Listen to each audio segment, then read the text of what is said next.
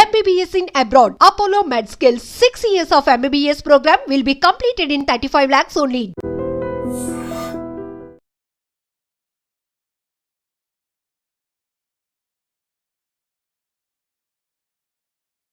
Big breaking స్థానిక సంస్థల ఎన్నికలు ఎప్పుడా అని ఎదురు చూస్తున్నటువంటి అందరూ నాయకులకు కావచ్చు ఒక గుడ్ న్యూసే అని చెప్పొచ్చు. ఎందుకంటే తెలంగాణ హైకోర్టు ఒక సంచలన తీర్పు ఇచ్చేసింది. స్థానిక సంస్థల ఎన్నికలు నిర్వహించాల్సిందే, దానికి ఒక డెడ్ లైన్ కూడా పెట్టింది. 3 నెలల్లో అంటే సెప్టెంబర్ 30వ తేదీలోపు ఎన్నికలు నిర్వహించాలని జస్టిస్ టి మాధవీదేవితో కూడినటువంటి బెంచ్ ప్రకటించింది.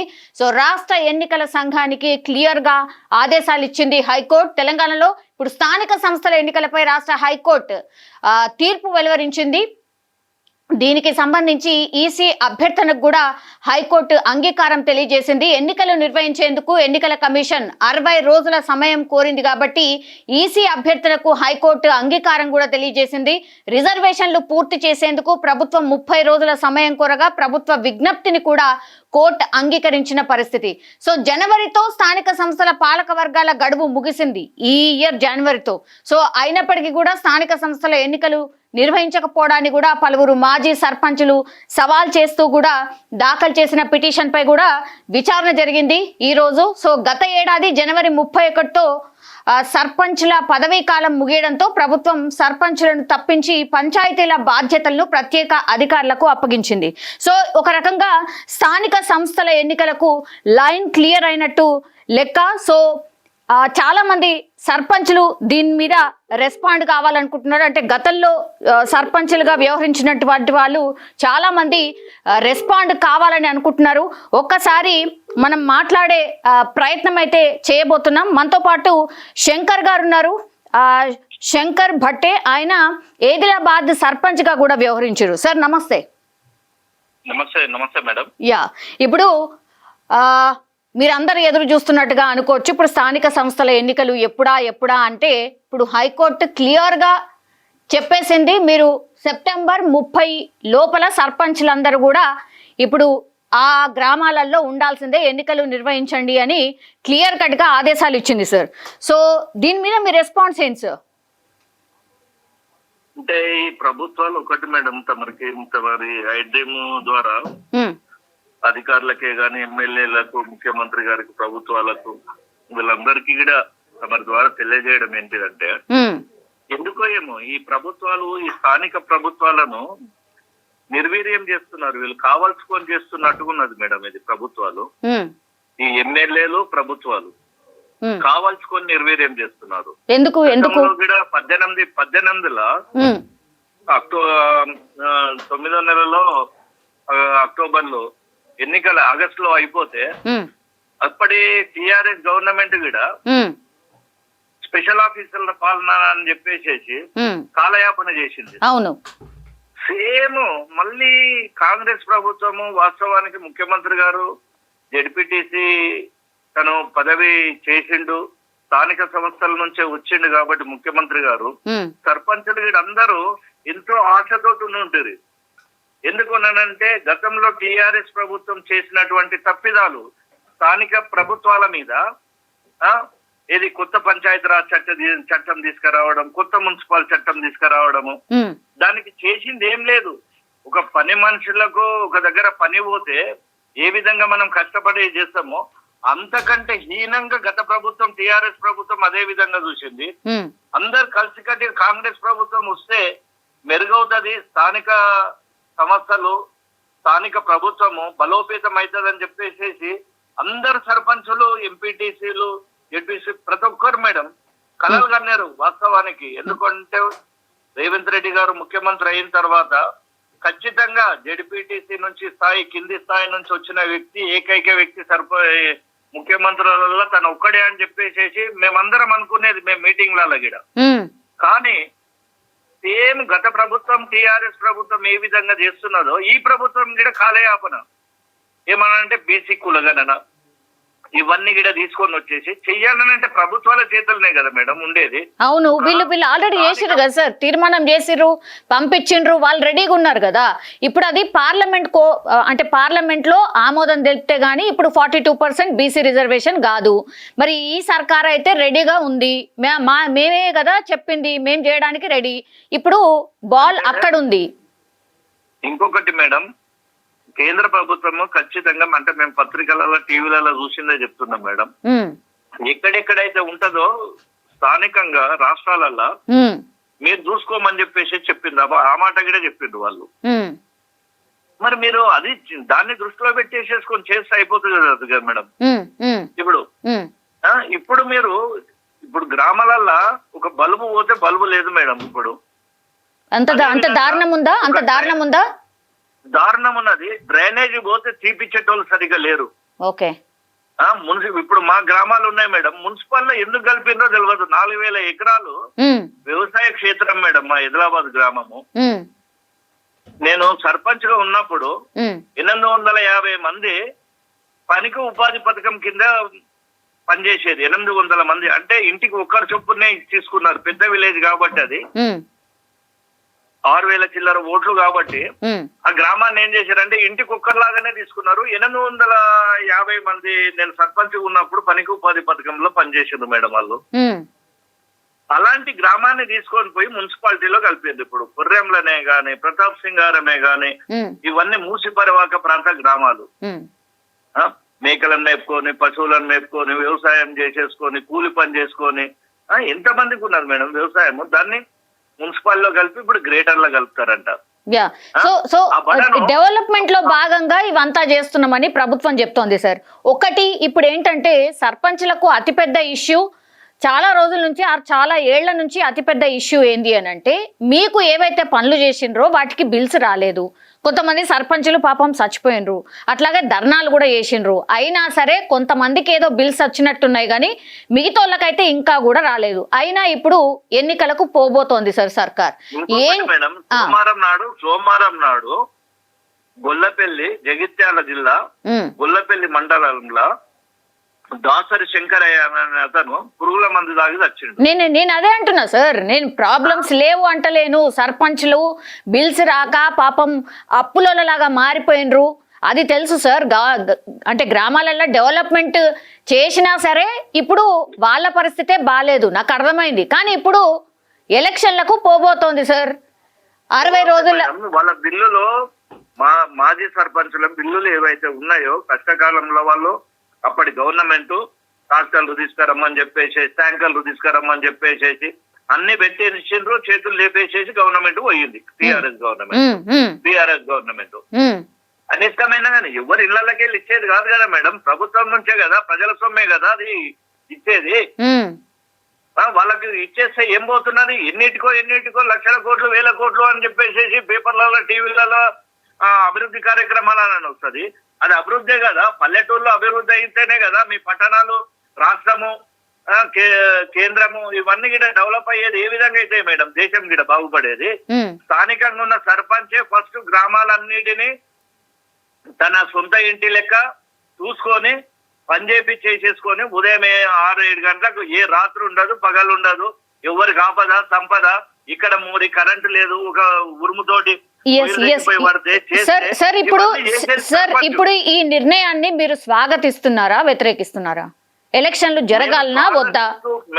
మేడం స్వాగతిస్తూ డబ్బులు చెల్లించాలి మాజీ సర్పంచులకు. ఒక్కొక్కరు చనిపోతూనే ఉన్నారు. మీకు ఎన్ని ఉన్నాయి సార్?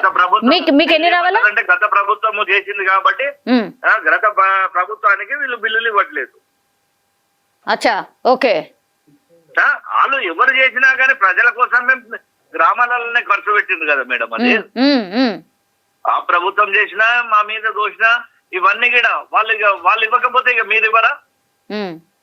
ఇప్పుడు ఎట్లా మరి? ఇప్పుడు బిల్స్ అయితే కొన్ని లక్షలల్లా 6 కోట్లల్లా బిల్స్ పెండింగ్ ఉన్నాయి సార్. గవర్నమెంట్ ఏమో ఇప్పుడు ఎలక్షన్లకు పోతుంది. రిజర్వేషన్లకు సంబంధించి కూడా కోర్టు గైడ్ లైన్స్ ఏమిచ్చిందంటే 30 రోజులల్లా మీరు ఆ రిజర్వేషన్ల పంచాయతీ ఏదో తేల్చుకోండి, ఇక మీరు ఎన్నికలు నిర్వహించాల్సిందే అని క్లియర్ కట్ గా ఆదేశాలు ఇచ్చింది. మరి ఎట్లా ఇప్పుడు మేడం?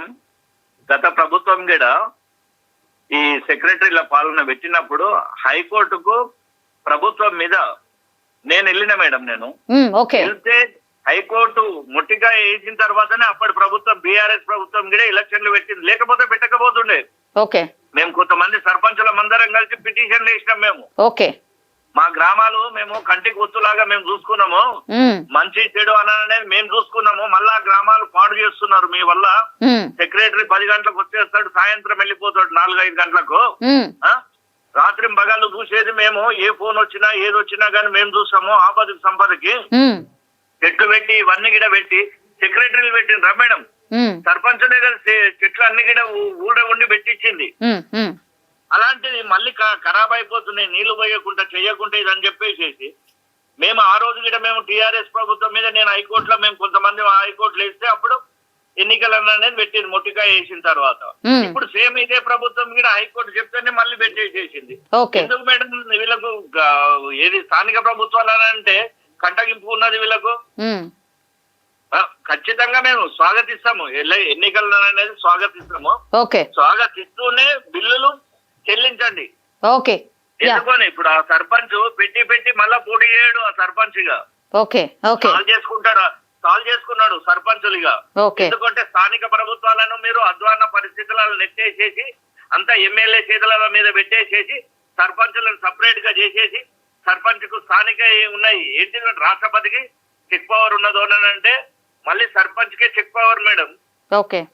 ముఖ్యమంత్రికి లేదు, ప్రధానమంత్రికి లేదు. అలాంటి చెక్ పవర్లను వీళ్ళు ఉప సర్పంచ్ అని చెప్పేసేసి వీళ్ళు చెక్ పవర్స్ అనేది ఇచ్చేసేసి సెక్రటరీలను పక్కకు జరిపేసేసి అంతా మా దాంట్లో మాకే గొడవలు అవన్నీ గిడ పెట్టించేసేసి పబ్బం గడుపుకున్నది గత ప్రభుత్వం, బీఆర్ఎస్ ప్రభుత్వం.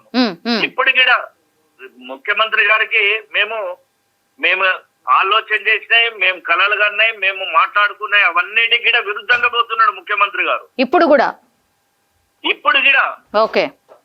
కానీ ఎక్కడ మేడం మేము అడిగినాం, డిమాండ్ చేసినాము వాస్తవానికి.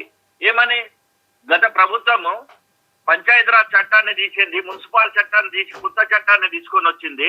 దాన్ని బలోపేతం చేయాలని చెప్పేసి ఎన్నిసార్లు నేను ఒక రాష్ట్ర వర్కింగ్ ప్రెసిడెంట్, నేను మాజీ సర్పంచులకు ఎన్నోసార్లు వినతి పత్రాలు గత ప్రభుత్వాలకు ఇచ్చినాం, పట్టించుకోలేదు. ఇప్పుడు ప్రభుత్వం కూడా పట్టించుకోకపోతే ఎట్లా మేడం?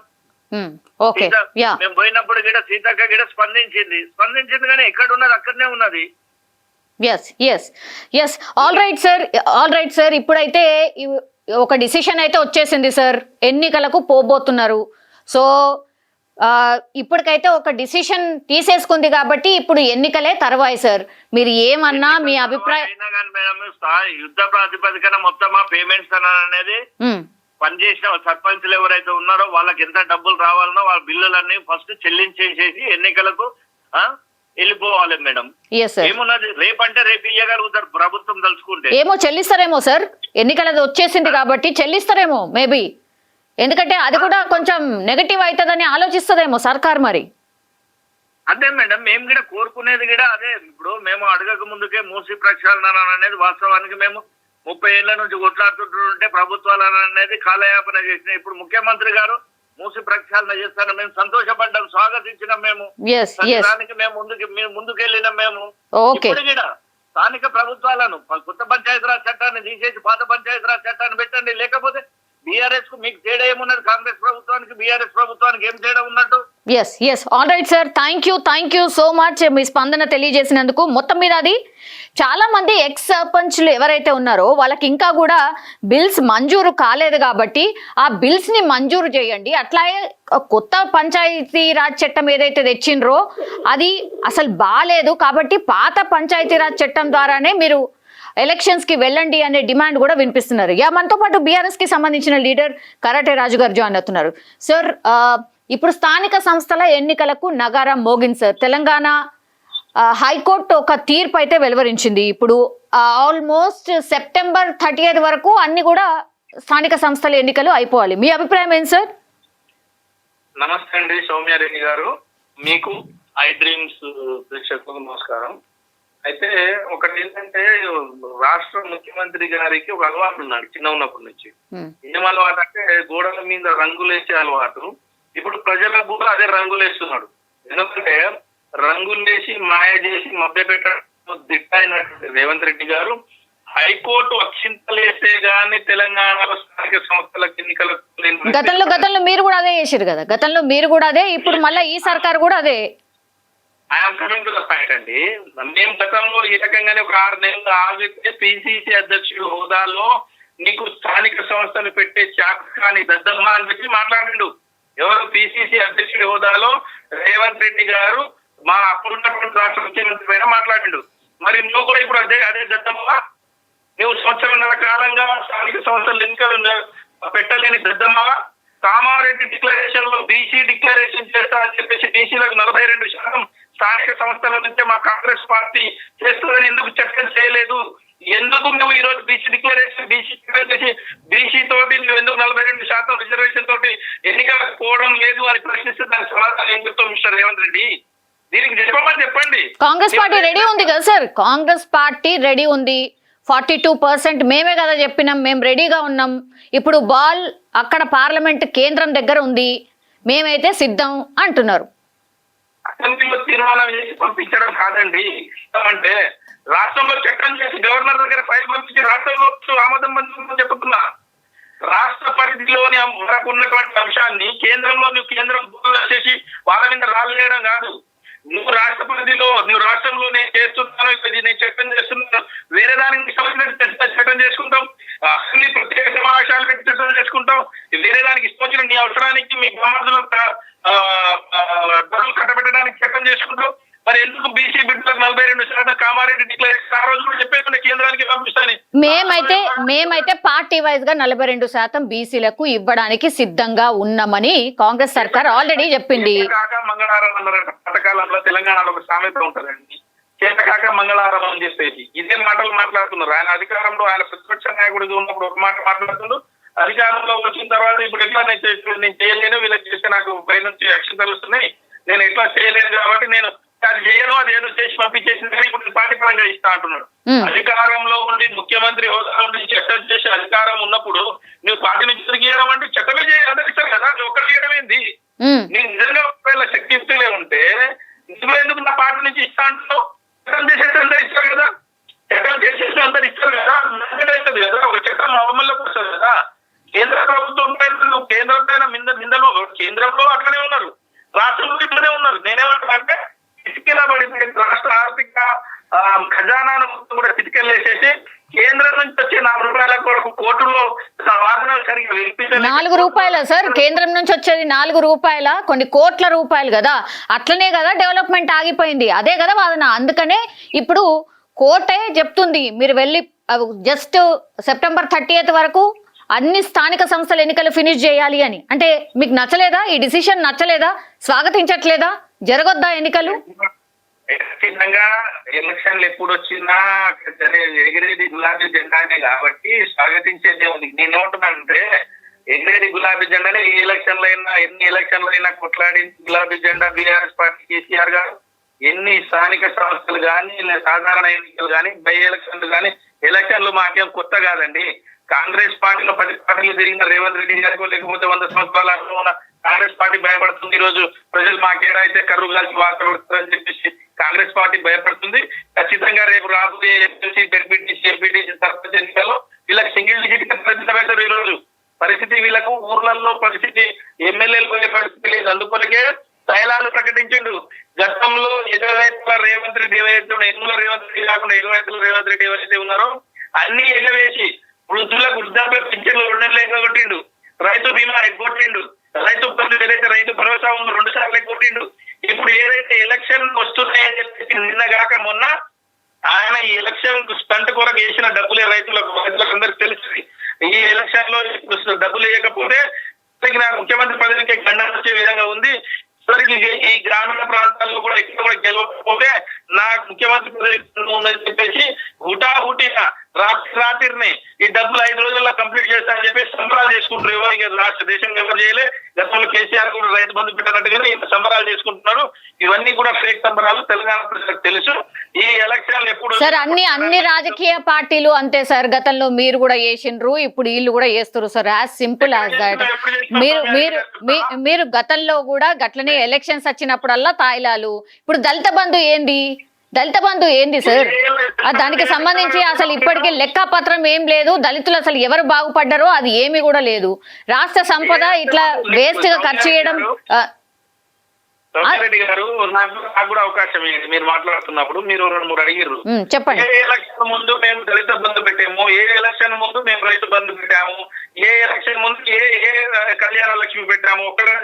ఒక్కడన్నా కళ్యాణ లక్ష్మి పెట్టినాం మేము. మా మేనిఫెస్టోలో లేకుండా ఆడబిడ్డలకు అన్నగా మామగా ఇంటికి తోడుండాలి, ఆర్థికంగా తోడుండాలని చెప్పేసి చెప్పకుండా ఏ ఎలక్షన్ లేకుండా కళ్యాణ లక్ష్మి పెట్టి కళ్యాణ లక్ష్మి వేల కుటుంబాలకు ఆర్థిక భరోసా ఇచ్చాం, ఆడబిడ్డలకు ఆర్థిక భరోసా ఇచ్చాం.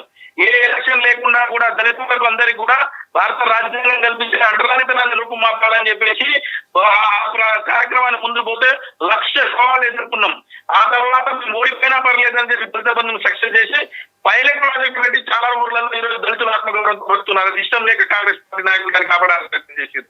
3, ఈ రోజు ఎక్కడ మిషన్ కాకతీయకు సంబంధించినటువంటి చెరువులు ఈ రోజు నిజంగా భారతదేశానికి అన్నం పెట్టే స్థాయికి ఎదిగినామంటే ఆ రోజు మిషన్ కాకతీయ ద్వారా చెరువుల పూర్తికలు మొత్తం తీసి ఏడా సార్ చెరువులే కబ్జా చేసిండ్రు అనేది కదా పెద్ద ఎత్తున మీ మీద ఆరోపణ. సార్ మనం డైవర్ట్ అయిపోతున్నాం మనం డైవర్ట్ అయిపోతున్నాం. ఇప్పుడు పల్లెల్లో అత్యంత దారుణమైన పరిస్థితి ఉంది సార్. ఇప్పుడు ఎన్నికలు నిర్వహిస్తే ఫండ్స్ ఏవో వస్తాయి, కొంత బాగుపడతారు, సెటిల్ అవుతారు అనేది కూడా ఇప్పుడు గ్రామాలల్లో కూడా మాట్లాడుకుంటున్నటువంటి సిచ్యువేషన్ సార్. ఇప్పుడు అతిపెద్ద సమస్య ఏంటంటే సర్పంచులు ఎవరైతే మీ హయాంలో సర్పంచులు ఎవరైతే పనిచేసిండ్రో వాళ్ళకు బిల్లులు రాలేదు, బిల్లులు చెల్లించలేదు. మీరు ఎందుకు సార్ టైం టు టైం ఎందుకు చెల్లించలేదు? గ్రామాలలో పనిచేసిన సర్పంచులకు ఎందుకు చెల్లించలేదు? ఒకటండి, మేము మా యొక్క ప్రభుత్వం వచ్చిన తర్వాత ఆ గ్రామాలే పల్లెలే ప్రకృతి వనాలుగా మార్చి పల్లె నర్సరీలు పెట్టి పల్లెల్లో రోడ్లు పెట్టి కరెంటు పెట్టి ప్రతి ఊరికి మిషన్ భగీరథ నీళ్ళు ఇచ్చి పల్లెకనే పదానికి అర్థం తీసుకొచ్చే విధంగా పనిచేసి తెలంగాణ రాష్ట్ర భారతదేశంలో సార్ పనులు చేసిండ్రు సార్, చేపించిండ్రు, కానీ పైసలు ఎందుకు ఇవ్వాలి అంటున్నా. చెప్తున్నా 95% బిల్లులు ఇచ్చినాం. ఎంత పర్సెంట్ అండి? 95% బిల్లులు ఇచ్చినాం. తెలంగాణ రాష్ట్రం ఏర్పడే ముందు మేము కూడా అప్పుడు ఉన్నటువంటి సర్పంచ్ రాష్ట్రమే ఏర్పడే కంటే ముందు వాళ్ళు ఇచ్చినటువంటి 60% ఉంటే 40% చెల్లించినాం. గవర్నమెంట్ ప్రాసెస్ ఏముంటుందంటే 20% ఏ ఇయర్ ఫినాన్స్ ఇయర్ సంబంధించి వేరే మిగులుతా ఉంటే వచ్చే ప్రభుత్వం కానీ లేకపోతే వచ్చే ఫినాన్స్ ఇయర్ లో క్లియర్ చేసే సంస్థ మనం ఇక్కడ నడిపే ఉంది. ఇట్లా ఇక్కడ మనం మిగిలిపోయింది 10% బకాయిలు ఎవరి సర్పంచ్ బిల్లు ఊర్లలో పనిచేసి ఆ 10% కూడా చెల్లిస్తామని రేవంత్ రెడ్డి గారు మాట్లాడారు ఎలక్షన్లలో. ఎంపీ ఎలక్షన్ లో మాట్లాడారు, ఎమ్మెల్యే ఎలక్షన్. మరి ఈయన ఎందుకు చెల్లించలేదు? సంవత్సరాల ఇంత నేను 100 సంవత్సరాల చరిత్ర కలిగే పార్టీ మేము వచ్చిన తర్వాత ఈ సర్పంచులకు అందరికి బిల్లులు చెల్లిస్తాం, వీళ్ళకి వాత పెట్టండి అని మాట్లాడినటువంటి ఎన్ని సంవత్సరాల వల్ల 10% చెల్లించలే. నా క్వశ్చన్ అది. నేను మీకు ఇప్పుడు ఒకవేళ మేము చెల్లించలేదని మమ్మల్ని ఓడగొట్టారు అనుకుందామండి, ఎందుకు చెల్లించలేదు? నా ప్రశ్న అది కదా. మీరు మాట్లాడేది మీరే కదా నాకు ఎలక్షన్ లో ఏమైనా మాట్లాడేది. మరి ఎందుకు చెల్లిస్తలేరు సార్? ఎందుకు చెల్లిస్తలేరు? ఈ శాతకాని దద్దమ్మ ప్రభుత్వం ఆర్థిక వనరులను ఉత్పత్తి ఆర్థికంగా ఈ రాష్ట్రాన్ని డెవలప్ చేయలేక ఆర్థికంగా దివాలా తీపిచ్చి పాలన చేతగాక ఆర్థికంగా రాష్ట్రాన్ని ఒక పురోగతి తీసుకుపోకుండా రాష్ట్రాన్ని చతికిల పడిపోయే విధంగా వీళ్ళ మాటలు వీళ్ళ వివరాలు వీళ్ళ పాలన ఉంది. కాబట్టి తెలంగాణ రాష్ట్రం దారిద్ర్యరేఖ దిగకపోతుంది. గతంలో తలసరి ఆదాయం పెరిగింది, గతంలో జీడిపి పెరిగింది, రాష్ట్రంలో వివిధ రకాల కంపెనీలు వచ్చినాయి, రాష్ట్ర ఆదాయం పెరుగుతుండే. ప్రతి నెల రాష్ట్రానికి 18,864 కోట్ల రూపాయల ఆదాయం వస్తుంది. ఈ రోజు ఎందుకు వస్తుందండి? ఎందుకు ఇంకా ప్రతి నెల ప్రతి సంవత్సరము వృద్ధి రేటు పెరుగుతూ ఉండే, డెవలప్ పెరుగుతూ ఉండే, రెవెన్యూ రేటు పెరుగుతూ ఉండే, రెవెన్యూ పెరుగుతూ ఉండే. గతంలో ప్రతి 2014 తెలంగాణ రాష్ట్రం ఏర్పడి నుంచి ముఖ్యమంత్రి అయిన 2023 వరకు కూడా ఎవ్రీ ఇయర్ ఎవ్రీ 10 years లో 400, 500, 1000 కోట్లు పెరుగుతుండే. మరి ఈ సంవత్సరాల కాలంలో రేవంత్ రెడ్డి గారి కాలంలో కాంగ్రెస్ పాలనలో ఎందుకు రెవెన్యూ పెరగలేదు? ఎందుకు పర్ క్యాపిటల్ ఇన్కమ్ పెరగలేదు. మీరు అప్పులు చేసిపోయినరు కదా, మీరు అప్పులు చేసిపోయినరనే ఇదంతా జరగలేదు అనే కదా పదే చెప్తుంది సర్కార్ కూడా. ఏ గుడ్డి జాగ్రత్త పడుకోవడానికి పోయారు వీళ్ళు. ఇప్పుడు ఫైనాన్స్ మినిస్టర్ ఆనాడు ఆపోజిషన్ లీడర్ అసెంబ్లీలో ఆ రోజు అప్పులు అనే రాష్ట్రాన్ని మొత్తం ప్రతి ఊర్లలో కనిపించినంత కూడా అప్పు చేస్తున్నారు. పార్టీ మేము అప్పులు లేకుండా ఈ రాష్ట్రాన్ని చెల్లిస్తామన్నారు, అప్పుల భూములు అమ్మమన్నారు. మీరు ఈ రాష్ట్రంలో ఉన్నటువంటి ఏది కూడా అమ్మకుండా మేము రాష్ట్రాన్ని ఒక అభివృద్ధి చెందిన రాష్ట్రంగా చేస్తామన్నారు. మరి ఆనాడు కాదు, ఆ రోజు PSC committee, public accounts committee, sir రాజకీయ విమర్శలు కాదు సార్. ఇప్పుడు నెక్స్ట్ ఫర్దర్ ఏంటి, మీ పార్టీ ఏం చేయబోతోంది చెప్పండి సార్. సౌమ్యారెడ్డి గారు, నేను లెక్కలు చెప్తున్నా, అజ్ఞానులకు లెక్కలు చెప్తున్నా. ఇవి రాజకీయ విమర్శ సార్. అందరికి తెలిసిందే సార్, అందరికి తెలిసిందే. Lastly make your point sir. Lastly ఏంటి? నేనేమంటున్నానంటే ఇప్పటికైనా హైకోర్టు అక్షింత వేసింది, బుద్ధి పెట్టింది. దాంతో అయినా మీరు ఒకటి బీసీ డిక్లరేషన్ కంప్లీట్ చేయండి, ప్రభుత్వంతో ఎలక్షన్లు తీసుకురండి. బీసీ డిక్లరేషన్ కంప్లీట్ చేసి ఎలక్షన్ చేయండి. నిజంగా ప్రస్తుతం ఉన్నటువంటి సమాజం దేనికి ప్రయారిటీ ఇస్తుంది? ఆర్థిక సంబంధాల చుట్టూ మాత్రమే తిరుగుతోంది. మళ్ళీ ఎన్నికలంగానే చాలా విరక్తి కలుగుతాం. మంచి అనిపిస్తుంది కదా, లేడీస్ కూడా ఛాలెంజింగ్ జాబ్స్ చేసినప్పుడు చాలా బాగుంటది. ట్రాఫిక్ అసిస్టెంట్స్ గా నియమించిన ట్రాన్స్జెండర్స్ అందరితో సాల్యూట్ చేయించుకుంటున్నారు. ఫుడ్ డెలివరీ ఇవ్వటానికి వెళ్ళినటువంటి డెలివరీ బాయ్ అనిల్ పై కళ్ళ ముందు